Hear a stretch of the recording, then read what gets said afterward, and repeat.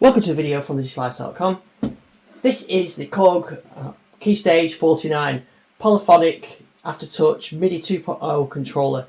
I'm going to unbox it, get it all set up and see how I can use it with things like the Modwave to do Poly Aftertouch, maybe Opsix and VST, stuff like that. So let's unbox it. So here we have the controller. We'll talk about the key action maybe later in the video and we'll test it a bit more. So we've got nice wooden ends on it. It's nice and narrow, so it fits on the desk like this quite well, really. We've got wooden end cheeks on there. It's all plastic. Around the back,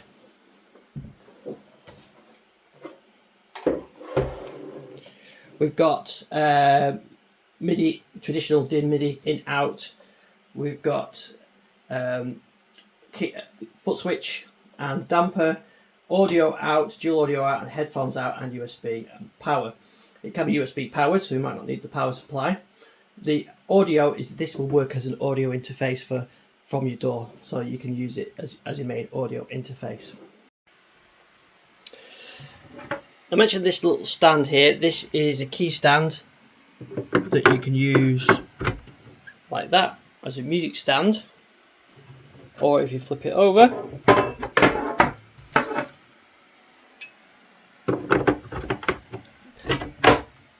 it can go like that.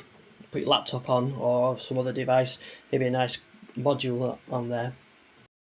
Should also mention as well that there are some software bundles that come with it, including Wavestate Native LE, which is a nice application to try. So that's the Wavestate, but the LE versions that allow you to do some of the editing, single instance, and a couple of limitations as well. And then I think it's $99 if you want to upgrade from that to the full one.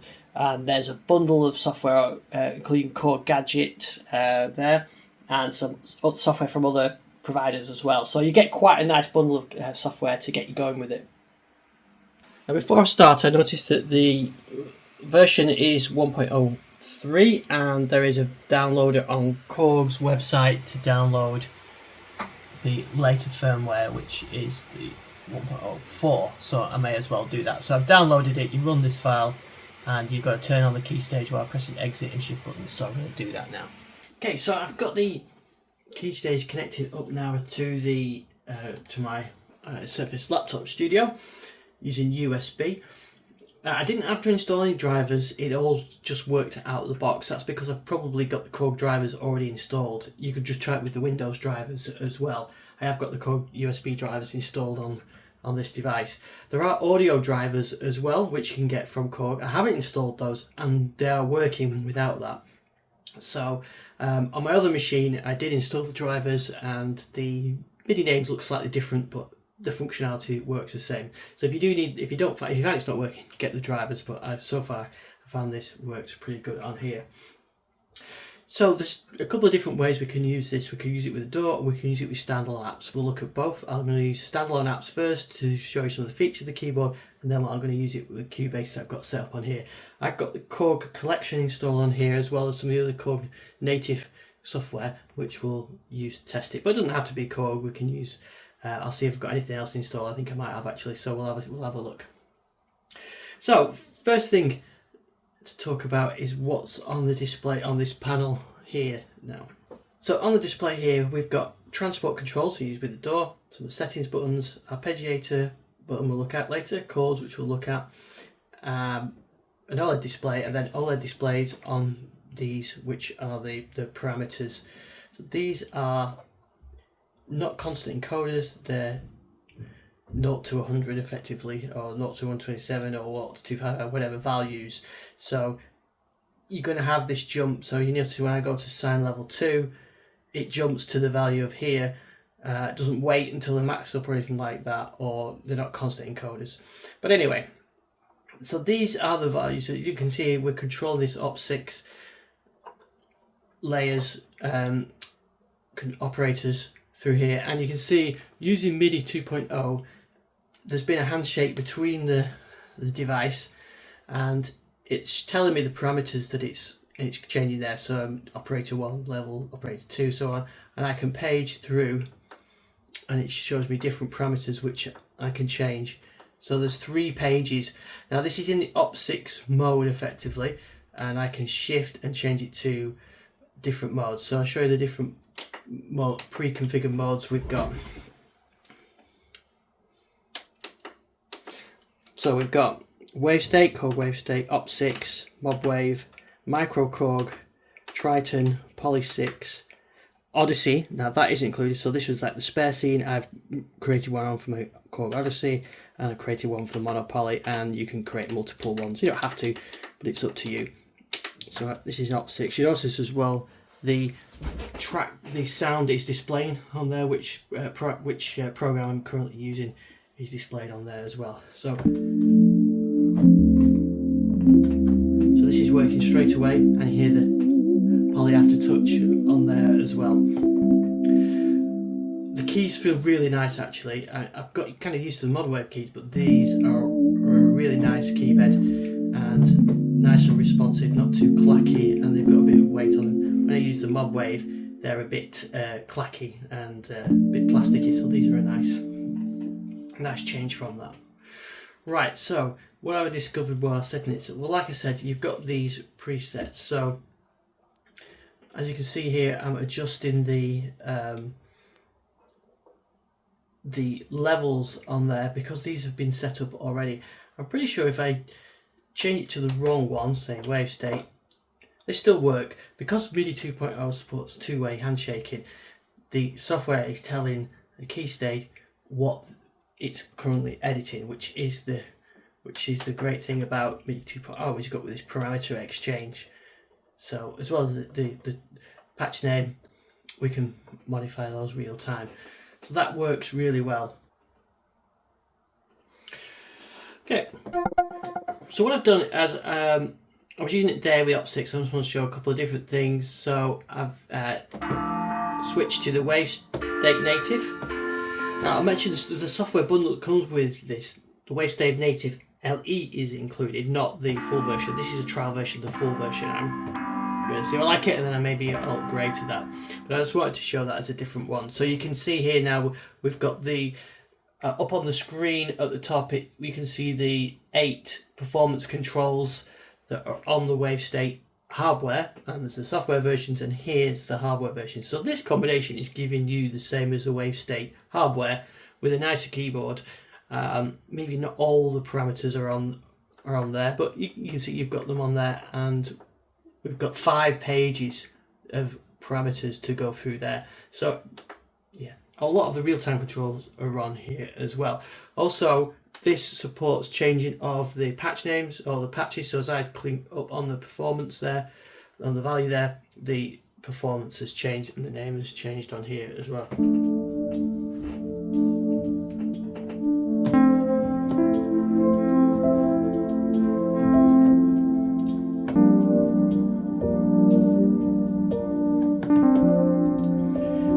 So that works really well. So yeah, I can change the controls on there, the time, like I said, the timing. I can go through all these pages. I can change all these parameters, the sample levels, gates, lanes, and all that kind of thing through there. So you've got that real-time control. And that's because it supports that MIDI property exchange. And I'll just quickly show you on here. You see why? Because as well as it receiving input from the Keystage, it's sending data back as an output as a Keystage, so they're synchronized together, so using that property exchange. So it works really well with the 3 native ones, the Modwave native, Opsix native, and the Wavestate native. This is a very powerful synth. All the synths are, but I'm not going into too detail on it. This is just about the Keystage, this video. So how about something that isn't necessarily supported? So let's have a look at one of the Korg instruments. We'll have a look at the ARP Odyssey. Okay, so here we've got Korg's ARP Odyssey plugin, working in standalone mode. And first of all, you can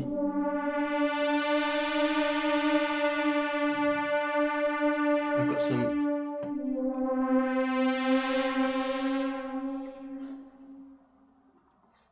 So here we have the Korg's ARP Odyssey software.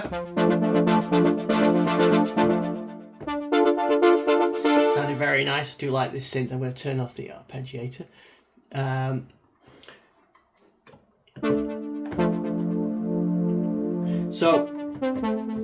Oh, that's working great. Now I made a controller for this. You don't have to.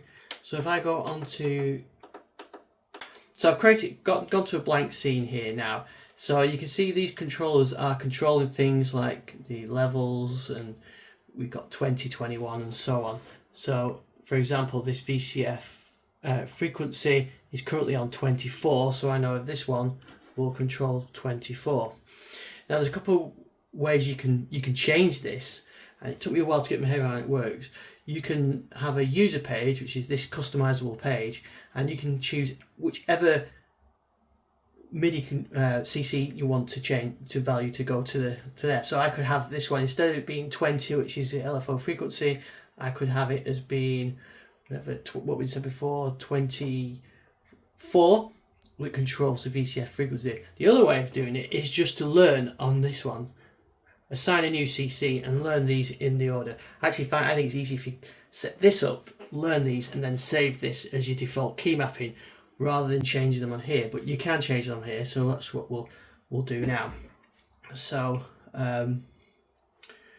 we're in that one. So we go to the page that we want. So let's say look at the envelope here. So this is currently on 73. So I want to use these first four to control the envelope. So I would need 74, 3, 75, 80 and 72 are the ones that correspond to the numbers on here. Like I said, you could just learn them, but if you've got a VST that doesn't support learning, then this is how you can do it. I've got my resonance on there. So that's on that. So now I've gone back to my user page, I've got those maps, and I could do that for all of these controls as well. And of course you can just go to page and select the ones you want. I can't find a way of naming them. If anybody knows a different, let me know. The other thing you can do is you can write that scene and you can give it a name. So I could call this Odyssey like I did with the other one. So I'm going to leave it as scene name for now, and that's saved. So I can save that. You can use the Keystage editor to do some of this as well as the software. But that's the basic changing of the parameters. It took me a while to sort of figure out the best way of doing this, but now I got this working. So I've done that. Now there's another little trick you can do. I can say the let's say I wanted the Aftertouch to control the resonance.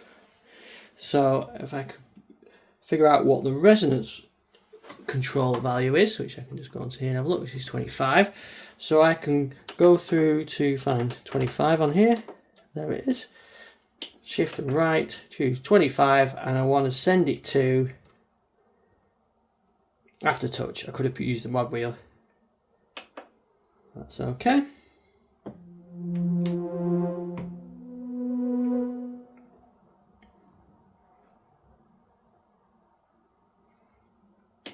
So another thing I could do is I could say 25, which is resonance. Instead of it being to one of the controllers, I could send it to the mod wheel.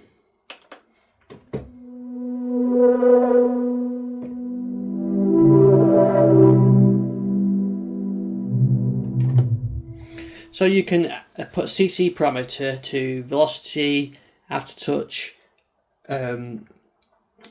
pitch wheel, or the mod wheel as well. So it gives you the extra control over it. So if you're working with the VST, you can really customize this to work exactly what you want on the VST. You could also swap that out as well. Like I say, save that scene. I can recreate a new scene for the Polyphonic or for the mono poly or whatever. So if it supports CC learning, then I would probably do it from here, save it, job done. So here I've got another synth. This is the DX7 emulator. So there you can see I could map this one. So I could say I want that one to be that controller there, and 2 is that one, and 3 is that one, and so on. So I can now use this to control the DX.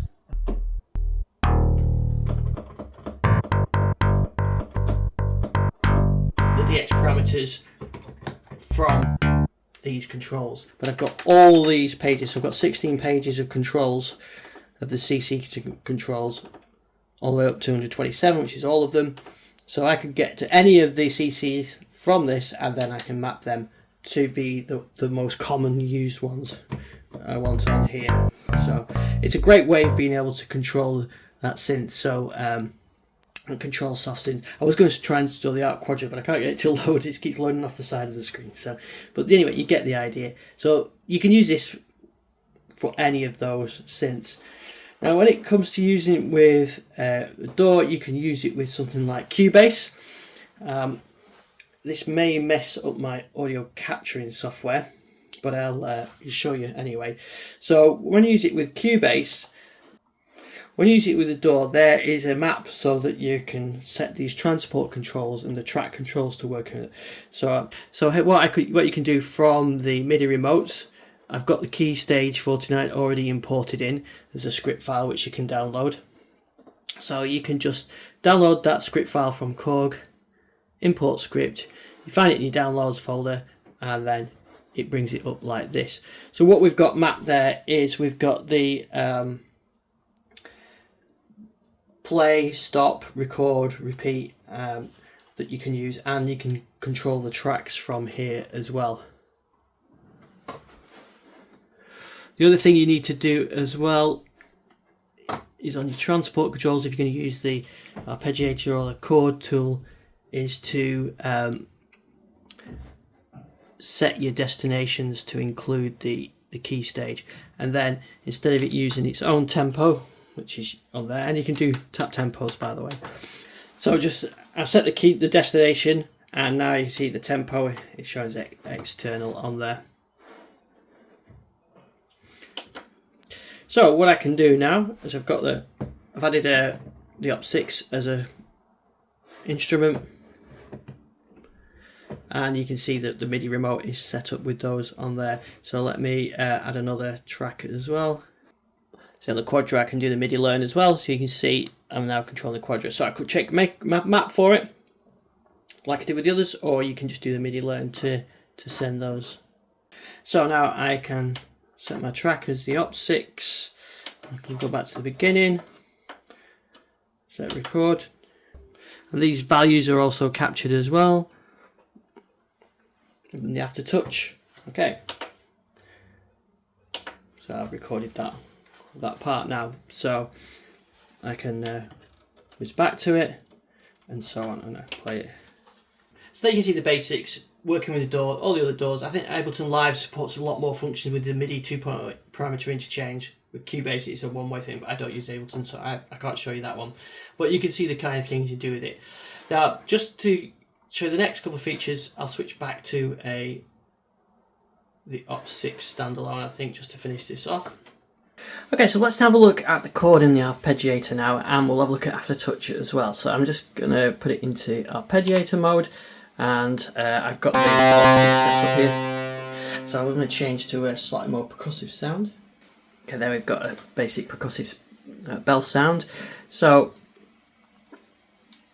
we're still in the Opsix mode with all the controls controlling the Opsix, but if we go shift now, we've got some controls over the arpeggiator. So we've got the arpeggiator on, so 1 octave, latch is off, I can put that on, and key sync is on. So that means the arpeggiator restarts each time. The keys, you leave it off. It's just continually staying on, just changing the pattern. Then we've got some other modes. We've got the rate.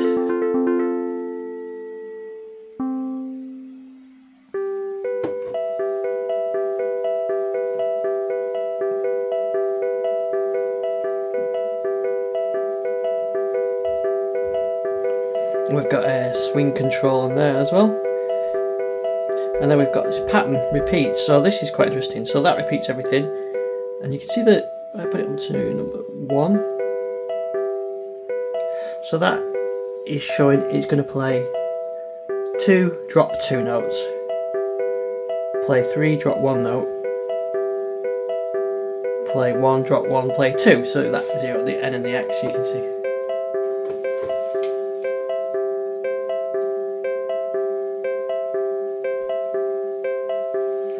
So,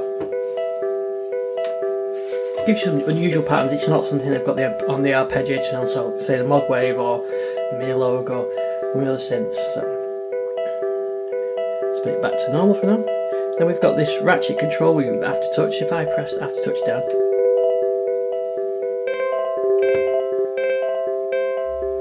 so you can see I've got the ratchet control there, so I can rack it right up. Well, that's the threshold, so if I put that down, it should play. There we go, and the speed of the ratchet, so I can rack it up.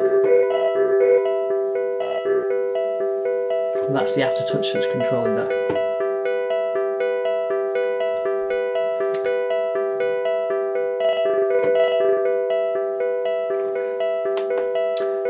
Then we've got some dynamics, the gate time,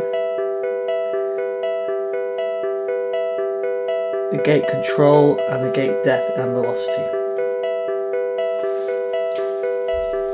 So that's a quick look at the arpeggiator. Now let's have a look at chords. I'm going to change patches for this one. So we've got the the DX7 E patch 1. So I'll put it into chord mode, and I'll do shift chord to give us the options. So here's chord 1. So here is chord 1. So as I press the C chord there, you see the notes come on the display there. So it's playing C3, B3, E4 and G4. I could add an extra note in there. I could add an extra low. Let's add an extra B2. So you can hear that. Or I could go a G3. So that's for that chord. When I come to the next note, notice that's not carried over. Each note, so all these have their own set of chords that you can put in there and then save. That's in major. If I go to slot 2, we've got another set of major chords, and you can hear me go through those. Minor,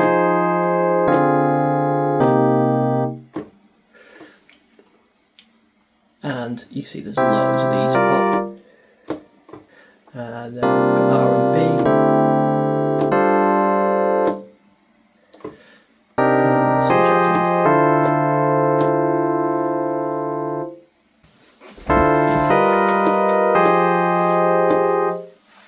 So like that, so you can program this however you want, and then you can then save these as your own set.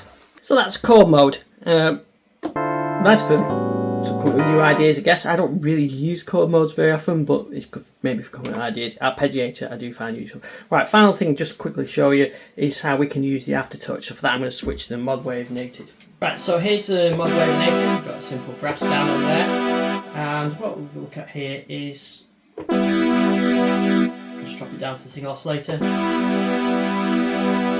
So that's a sawtooth wave. I'm going to put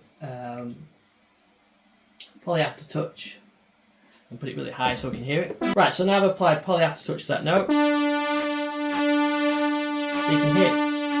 So it's doing that. Now let's try and change that for something a bit more interesting. There we go. If I hold the chord down, obviously it plays the chord, but because it's Poly Aftertouch, the one note can have that affected, the rest stay.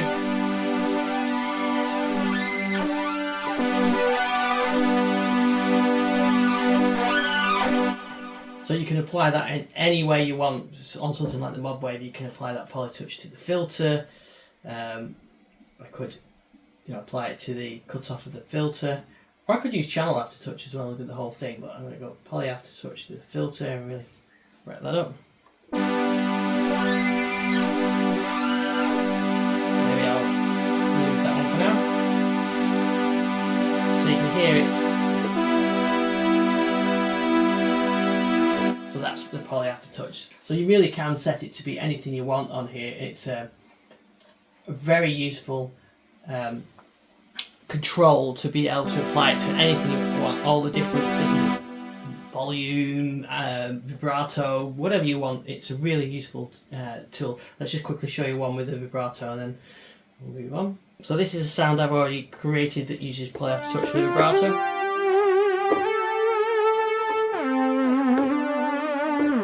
So you can do that kind of thing with it. And I really like this keyboard. I've now got used to it. I really like the way it feels. It's not too plasticky. There's a bit of resistance against it. It's not particularly clacky. The camera might be picking it up, but it feels good. It's certainly different from the Modwave one. So that is the Keystage. This is the Keystage 49 with Poly Aftertouch, MIDI 2.0. I'm going to be doing a bit more with the MIDI 2.0, but so far to say I really like using this. It's a great keyboard, especially with the Wavestate or any of the Korg ones. But you can, like I said earlier in the video, you can program this to be wherever you want. So I've got it connected up with my TX7. You can have it with any of your synths, and it's a great controller for MIDI and soft synths as well. So thanks for watching this video. We'll be talking more about this on our YouTube channel. If you've got any questions, let me know. I'll see you on the next video.